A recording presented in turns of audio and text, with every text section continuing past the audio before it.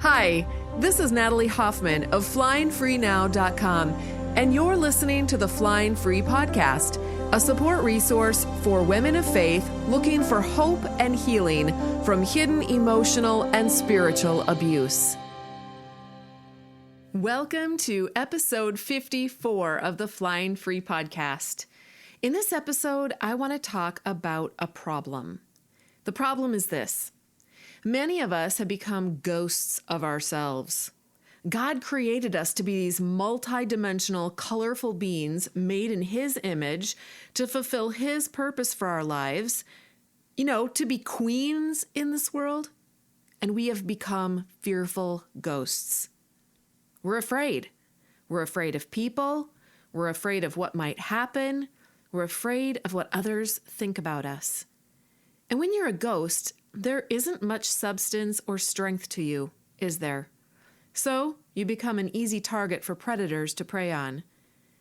This isn't right that we are ghosts. It's not our destiny in Jesus Christ.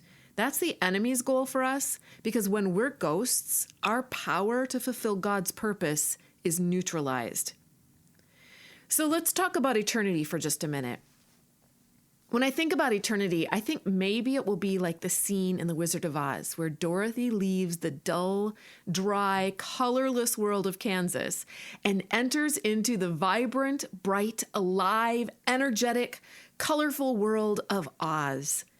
That's what I imagine it will be like to enter eternity. Now, let's think about Jesus Christ. I imagine that while now He lives in a spirit form in the essence of who we are, and He lives in our mind's eye in an imagination kind of way, in eternity, face to face, we're going to be amazed to see His reality, to experience all of His bright dimensions. It's like comparing something solid to something ethereal or ghost-like. When Jesus came to this earth, He brought the solidness of God down to this planet. Nobody was able to turn Him into a ghost. He never lost Himself. He stayed solid and strong from the beginning of His life to the very end. And He fully embraced all of this earthly human experience, the joys and the sorrows, the love and the abuse. When people waved palm branches and sang His praises, He was consistently solid in who He was. When they called Him the Son of the Devil, He was consistently solid in who He was. What if we could be that solid? I believe that's our opportunity here.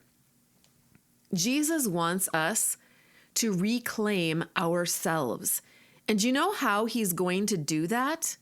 By helping you understand the skills you already have within yourself that He put there to rescue yourself. He did not create you to be a helpless princess in need of rescuing.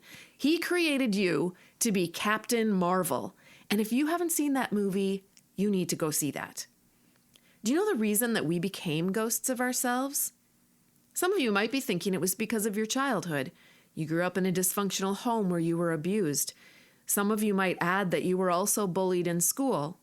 Some of you would say that you've lived a life of rejection and loss. And some would say your abusive partner has erased you and turned you into a ghost. And all of you would be right, in a way. But those things are not the real reasons you became a ghost. And if you believe that, then there is no hope for you to ever come to life as the queen that you are deep inside. No, we have gone from queens to ghosts, not because of what other people have done to us, but because of what we believe. We don't believe we are queens, and we do believe we deserve to be ghosts, and that God even wants us to be ghosts.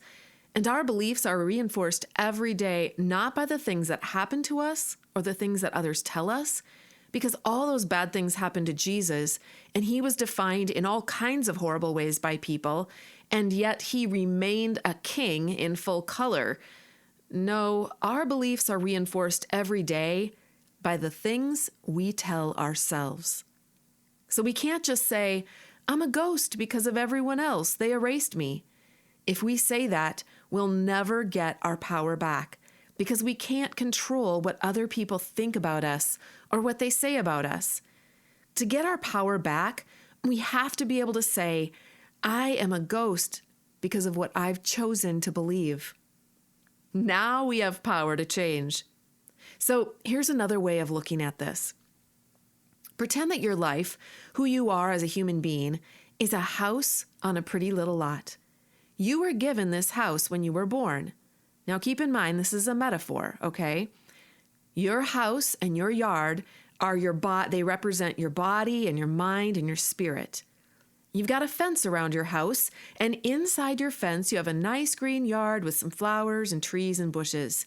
Your home is painted a lovely color, and it's your favorite, and inside your home are all the things that make you, you. Now, on your block are other homes. They belong to other people. But when you were born, you weren't given those homes.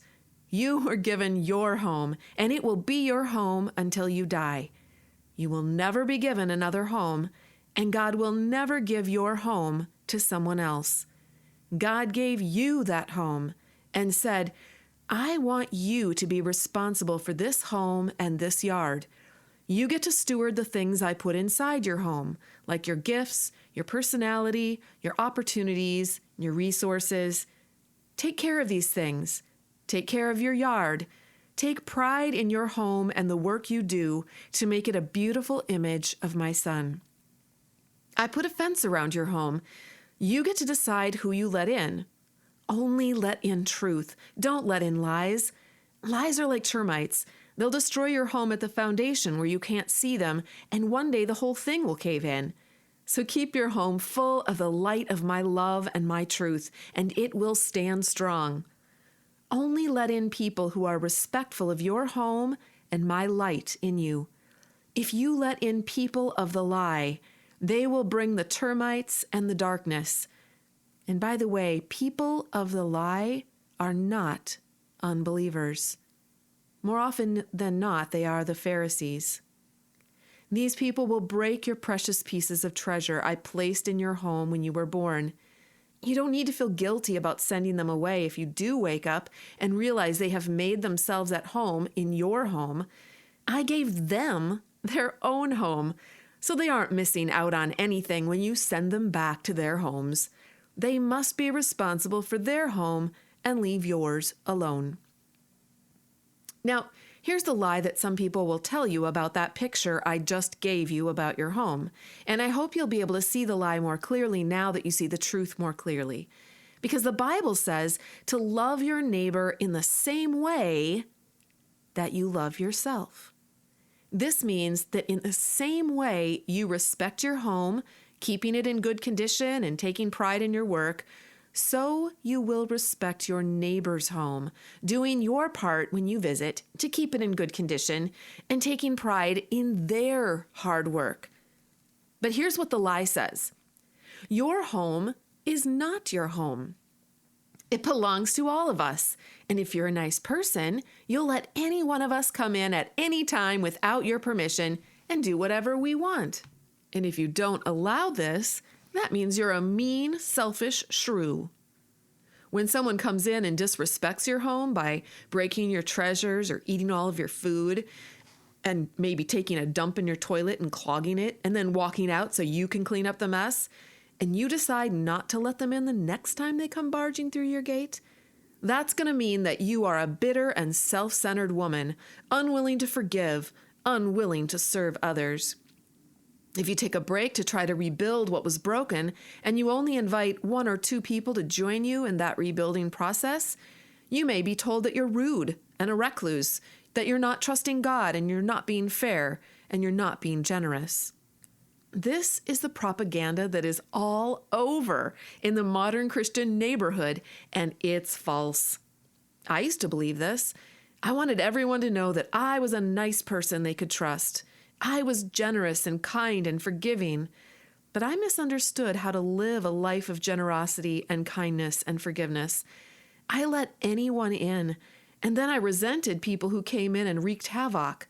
I was angry when they broke my treasures, but I did very little about it because I believed the lie that boundaries were mean. I was afraid to go out into the sunshine because I was hiding from the abuses of others, and then I resented them for my lack of sun. I began to take very little pride in who I was, for I didn't believe my home was really mine to begin with. In fact, I believed the propaganda that said my main responsibility was my husband's home. So I neglected mine while meddling with his. This is what he and all the other folks in the neighborhood expected. They expected that if it was a man's home, his woman was responsible for tending his garden and making sure it had great curb appeal. Meanwhile, he did nothing in his home but kept invading mine and destroying it. I felt unworthy of having a nice home, unworthy of having good people come to visit. I felt like my home had little value and little interest. I felt hopeless and helpless to change anything about my home. Wouldn't it be nice to wake up knowing that your home was yours and that you got to decide what to do with it, when and how? That you were responsible not for your husband's home or your adult child's home or your mother's home or your friend's home, but just for your home? That you got to choose who you let in and who you kept out and when? Who you would talk to over the fence and who you'd invite inside for coffee? When you're a whole person in full color, walking in truth, you will experience more fulfillment in life, more focus and more freedom. Your relationships will begin to shift and you will become one of your greatest advocates and friends instead of being one of your greatest enemies. If God cares about your home and gave you the important job of being responsible for it, you absolutely must care for it as well. That's how you honor the Creator, by being a good steward of His good gifts to you.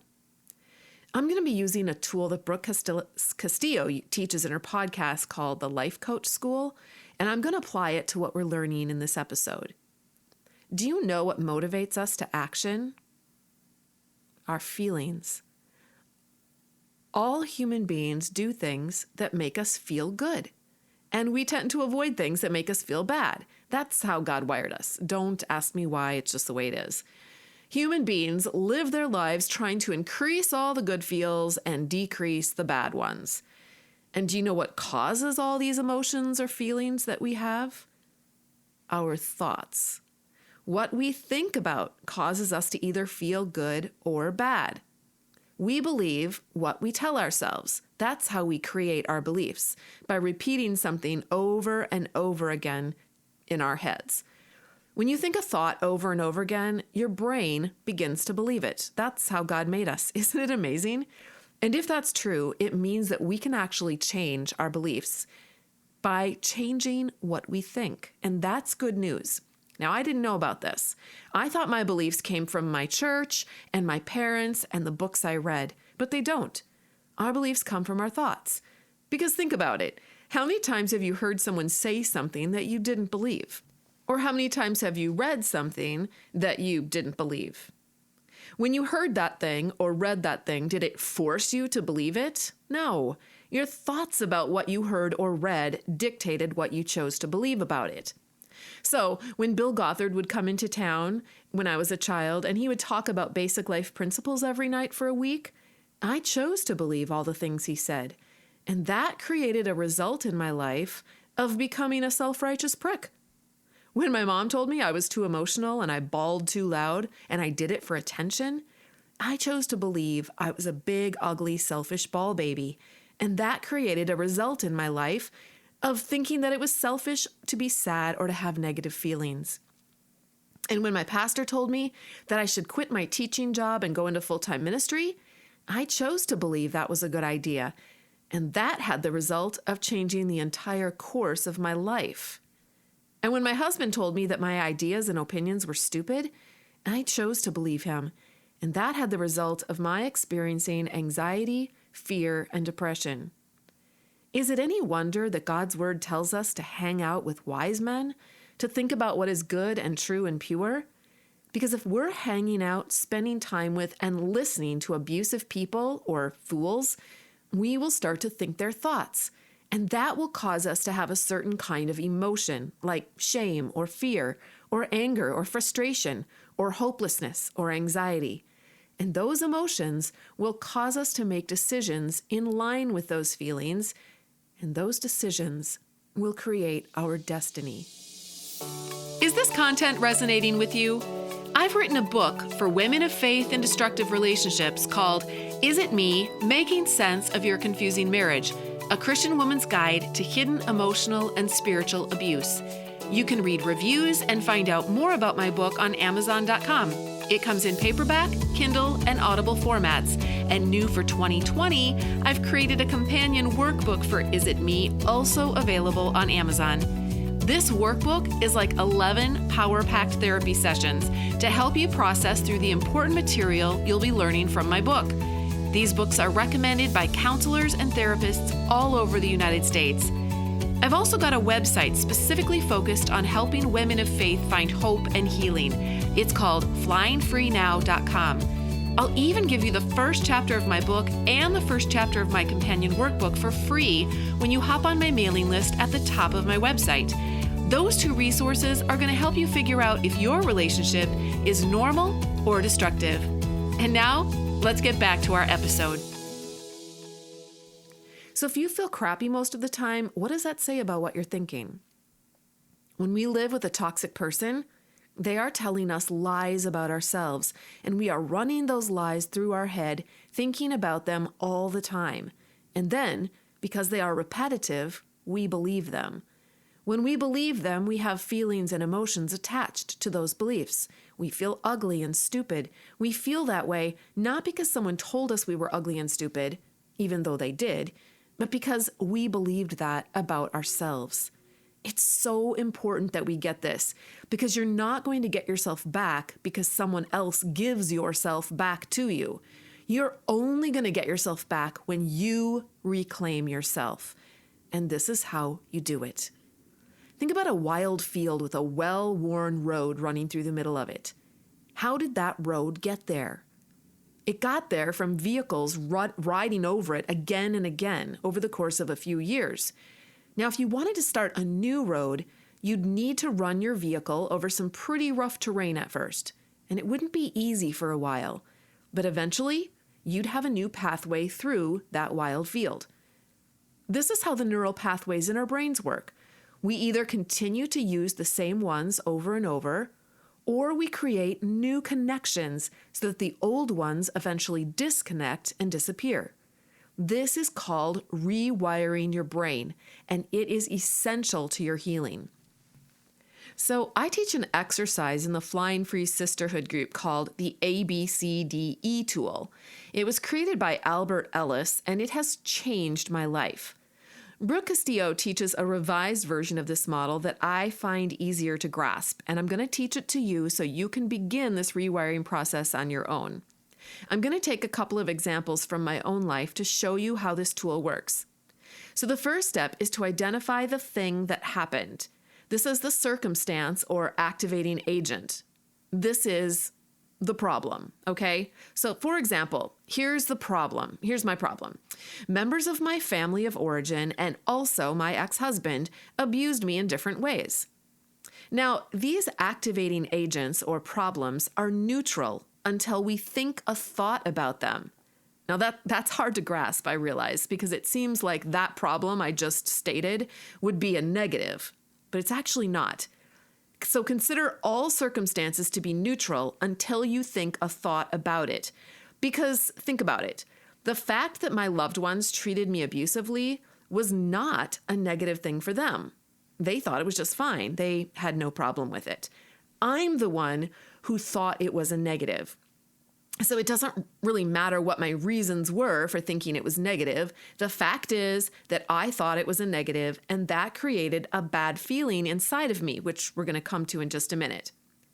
So that's the second thing, though, that we're going to look at then, is our thought about the circumstance. And my thought about this was, if my family and husband treat me like I'm worth nothing, then I must be worth nothing. I mean, they know me best, right? So they would know I am worthless and unlovable. So that was my thought most of my life. Now, step 3 is identifying how that thought makes us feel. So for me, that thought made me feel despairing. Now, I could talk about lots of other feelings, but they would probably be connected to other thoughts that I had about that circumstance. For example, I might also be feeling angry about it. This feeling would be coming from a different thought, like this maybe. It's not right that I've been treated this way. So I'd have that thought, and that would create the feeling of anger. Okay, but when you do this exercise, you just want to focus on one thought and one main feeling that you have about that one thought. So I'm going to focus on the thought that I'm unlovable and the feeling of despair that creates within me. Now, the fourth step is to ask myself, what do I do when I feel that feeling of despair? So step 4 is the action that we take as a result of feeling that feeling. And for me, when I feel despair over the thought that I'm unloved, I work hard to be worthy and win their love. So this meant that I tried to please everyone. I would grovel and fawn. And what you do, your action, creates step number 5, the result. The result of my action was that I got burnt out. I was exhausted, and I felt worse than ever. I began to actually believe that I was the crappy person that my husband said I was. So there's nothing we can do about the facts that people in our life treat us like crap, okay? But what I want to show you is how you can take your queenly power back and stop making that fact mean that you are worthless or that something is wrong with you. Because remember, Jesus also got treated like crap, and he never let that mean anything about who he was. And that's our goal, right? To live like him. So if we can't change the fact of our experience, what can we change? The thought we have about that experience. So let's start back at the beginning and see what happened when I began to think differently about the facts of my life. So here's the fact again. Members of my family treated me poorly or abused me. So my new thought, and this is what I began to think, and this is a process to make these new pathways, but my new thought was, what was broken in their lives that they would abuse a family member? So do you see the shift here? Their abuse of me began to tell me something about them, not me. And this thought created a shift in my feelings. I began to feel compassion for myself and repulsion for their behavior. I no longer believed that they were better than me and that their behavior was justified and that I was a worthless, unlovable dummy. I now saw myself as worthy of love and them as ignorant of how to care for the hearts of other people. So what was the action? When I started feeling like that, my action was that I started inviting them to get help, and I began to set boundaries. I also began to create safe space between myself and them. And then, finally, what was the result of this new action? I got some wonderful results. I got freedom. I ended up with the ability to think clearly, the ability to find space and emotional resources to do more important work. Now, notice how my worth isn't even an issue in the second scenario. So let's try another one. Here's a fact or a circumstance. My ex-husband was telling everyone that I had borderline personality disorder and that I abused him. So my thought about this was, this is not right. I need to correct this so people know the truth about me. The feeling that this thought created was panic. The action that I did as a result of that feeling was that I spent a lot of emotional time and energy writing emails, defending myself, writing texts defending myself, trying to get my husband to stop, trying to get my kids to believe me, trying to get everyone else to believe me. The result? Exhaustion. And people actually began to believe my ex even more, because I was acting like a panicked cat in a corner instead of a badass adult woman. So here's the rewire. Let's go back to the fact or the circumstance. My ex-husband is telling everyone I have borderline personality disorder and that I abused him. Here's my new thought. Wow, Now that's interesting. I wonder where he got that from. I guess I will find out who my real friends are. My feelings were sadness.